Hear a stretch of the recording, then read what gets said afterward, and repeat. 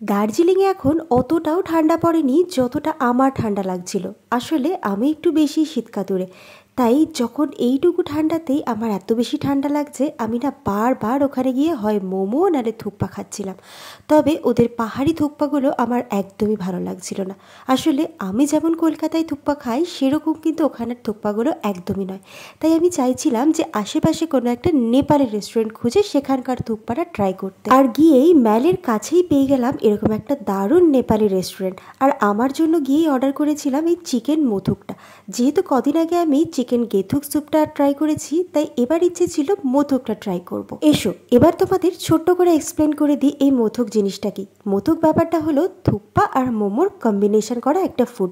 মানে ওই থুকপার মধ্যে দুটো মোমো দিয়ে দাও, ব্যাস হয়ে যাবে মোথুক। তবে যেহেতু এটা নেপালি রেস্টুরেন্টে ট্রাই করেছিলাম, ভেবেছিলাম অন্যদের তুলনায় একটু অন্যরকম কিছু খেতে হবে। তবে হ্যাঁ, টেস্ট অন্যরকম না লাগলেও বাকি অন্যান্য জায়গায় যে থুকপাগুলো আমি খেয়েছিলাম তার তুলনায় এটা টেস্ট ফার বেটার। এবার আসি আমার বোন কি অর্ডার করেছিল। আমার বোন নিয়েছিল এই চিকেন ঝোল মোমো। না না, আমি ঝোল মোমো নামটা দিইনি, এটার মেনু কার্ডে নামই লেখা ছিল চিকেন ঝোল মোমো। তবে হ্যাঁ, এই ঝোল মোমোর যে স্যুপটা সেটা কিন্তু অন্য স্যুপের তুলনায় একদমই অন্য খেতে ছিল, একটু টকটক ভাব ছিল।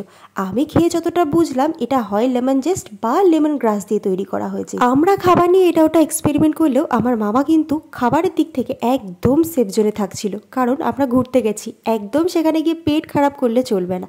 তাই মামা অর্ডার করেছিল এই আলুর পরোটা, যেটা কিন্তু খেতে অসাধারণ ছিল। আশা করি মামার এক্সপ্রেশন দেখেই বুঝে। আচ্ছা, এবার বলে দিই রেস্টুরেন্টটা কোথায় রয়েছে।